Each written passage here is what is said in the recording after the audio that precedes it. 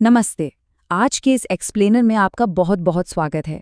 आज 13 मई 2026 की कुछ ऐसी खबरें हैं जो सीधा आपकी और मेरी जिंदगी पर असर डाल रही हैं। एक तरफ हमारी अर्थव्यवस्था में भारी उथल-पुथल मची है, नीट परीक्षा को लेके देश भर के छात्र सड़कों पर हैं और ग्लोबल लेवल पर जो टेंशन चल रही है वो तो लगातार बढ़ती ही जा रही है। तो ये सब आखिर हमारी रोजमर्रा की जिंदगी को कैसे इम्पैक्ट कर रहा है?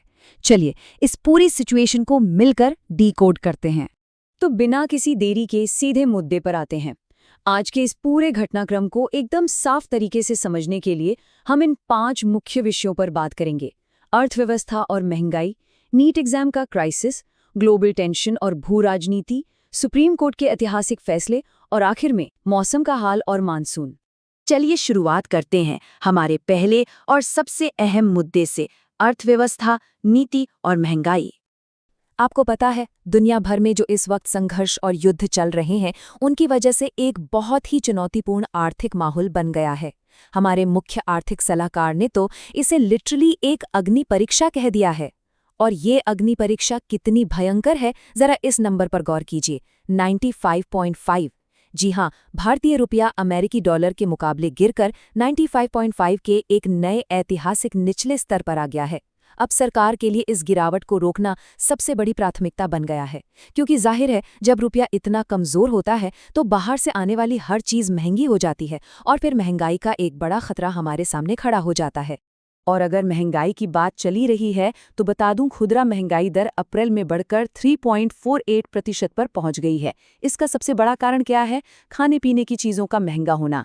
अब इस बढ़ते आर्थिक दबाव पर अगर नजर डालें तो राजनीतिक विपक्ष का सीधा आरोप है कि इसके लिए केंद्र सरकार की नीतियां जिम्मेदार हैं, जबकि सरकार का पूरा फोकस इस वक्त इस सिचुएशन को किसी तरह कंट्रोल करने पर है। अब इस महंगाई और ईंधन के संकट को देखते हुए राज्य सरकारें भी तुरंत एक्शन मोड में आ गई हैं। पेट्रोलियम कंपनियों को हर दिन लगभग 1000 करोड़ रुपए का भारी नुकसान हो रहा है। इसके बाद प्रधानमंत्री की अपील पर राज्य सरकारों ने खर्चों में भारी कटौती शुरू कर दी है। कॉस्ट कटिंग का लेवल देखिए, उत्तर प्रदेश में मंत्रियों के काफिले में 50% गाड़ियां सीधे कम कर दी गई है और अब वर्चुअल मीटिंग्स पर जोर है। मध्य प्रदेश में तो मुख्यमंत्री के काफिले में इलेक्ट्रिक स्कूटर्स और साइकिल का इस्तेमाल हो रहा है और बिहार में मंत्रियों के फ्यूल पर एकदम सख्त लिमिट लगा दी गई है। मतलब हालात वाकई गंभीर हैं। खैर, अर्थव्यवस्था से अब आगे बढ़ते हैं एक ऐसे घरेलू संकट की तरफ जिसने पूरे देश के एजुकेशन सिस्टम को हिलाकर रख दिया है, नीट परीक्षा का विवाद। 23 लाख, जी हाँ 23 लाख, ये सिर्फ एक रैंडम नंबर नहीं है। ये उन छात्रों की संख्या है जो सीधे तौर पर इस कॉम्प्रोमाइज्ड नीट यूजी परीक्षा से प्रभावित हुए हैं। आप बस सोचकर देखिए, इस भारी विवाद की वजह से इतने सारे छात्रों का भविष्य अचानक से अधर में लटक गया है। हुआ क्या? अगर इस पूरी घटना की टाइमलाइन देखें तो सब कुछ बहुत तेजी से हुआ। शुरुआत हुई परीक्षा के पेपर लीक होने से। इसके बाद एनटीए को तुरंत परीक्षा रद्द करनी पड़ी। प्रशासन ने कड़ा एक्शन लिया और सीबीआई जांच शुरू हो गई। जांच में पता चला कि महाराष्ट्र से लेकर राजस्थान तक एक पूरा का पूरा सिंडिकेट काम कर रहा था। राहत की बात बस ये है कि इस पूरे खेल का जो मास्टरमाइंड था उसे आखिरकार जयपुर से गिरफ्तार कर लिया गया है। अब इन सब के बीच एनटीए ने डैमेज कंट्रोल करते हुए और छात्रों को थोड़ी राहत देने के लिए 6 बड़े फैसले लिए हैं। सबसे जरूरी बात, परीक्षा दोबारा होगी, लेकिन अच्छी खबर यह है कि छात्रों को फिर से अप्लाई नहीं करना पड़ेगा और कोई एक्स्ट्रा फीस भी नहीं देनी होगी। जो पुरानी फीस थी वही रिफंड या एडजस्ट हो जाएगी। और हाँ, पुरानी परीक्षा केंद्र ही रखे जाएंगे ताकि ट्रैवल की दिक्कत ना हो। नए एडमिट कार्ड्स का शेड्यूल भी जल्द आने वाला है। मतलब इस मुश्किल वक्त में परेशानी को थोड़ा कम करने की कोशिश की जा रही है। चलिए अब देश से बाहर निकलते हैं और बात करते हैं ग्लोबल टेंशन और भू राजनीति की। देखते हैं वहां क्या खिचड़ी पक रही है। अंतर्राष्ट्रीय स्तर पर अमेरिका और ईरान के बीच लगातार बढ़ता विवाद और एशिया में बदलते हुए रिश्ते एक बहुत बड़ा मुद्दा बन गए हैं। क्या आपने ऑपरेशन सिंदूर के बारे में सुना है? भारत के विदेश मंत्रालय ने हाल ही में इससे लेकर कुछ बड़े खुलासे किए हैं। इस ऑपरेशन के दौरान चीन ने खुलेआम पाकिस्तान का समर्थन किया था। विदेश मंत्रालय का कहना है कि ये इस बात को 100% पक्का करता है कि कुछ देश अभी भी आतंकवादियों को पनाह दे रहे हैं।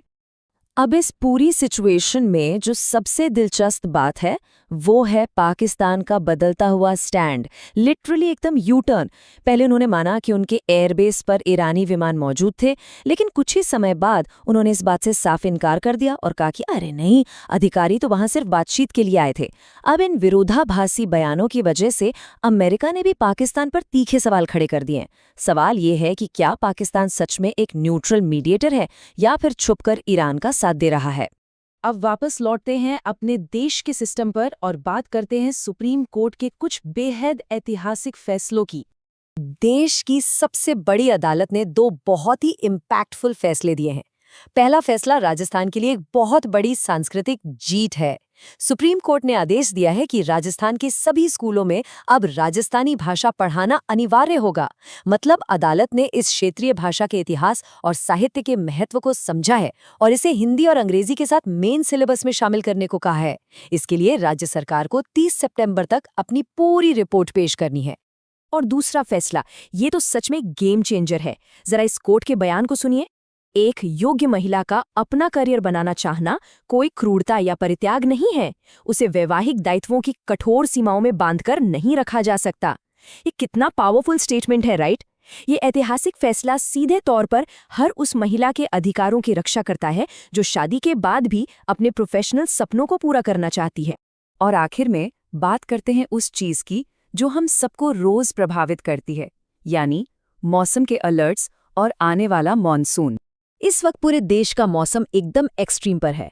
लिटरली कहीं आग बरस रही है तो कहीं खतरनाक तूफान आ रहे हैं। पश्चिम में राजस्थान के बाड़मेर में 46 डिग्री की झुलसा देने वाली हीट वेव चल रही है। वहीं दूसरी तरफ उत्तर प्रदेश और बिहार में भयंकर धूलभरी आंधियां और भारी बारिश हो रही है। और महाराष्ट्र के सांगली में तो स्थिति इतनी खराब हो गई कि इन तूफानों की वजह से एक इमारत गिर गई, जिसमें कई लोगों की जान तक चली गई। अब आप सोच रहे होंगे कि मानसून का क्या हाल है। मौसम विभाग के मुताबिक केरल में मानसून इस बार थोड़ा जल्दी, लगभग 25 मई के आसपास पहुंच रहा है।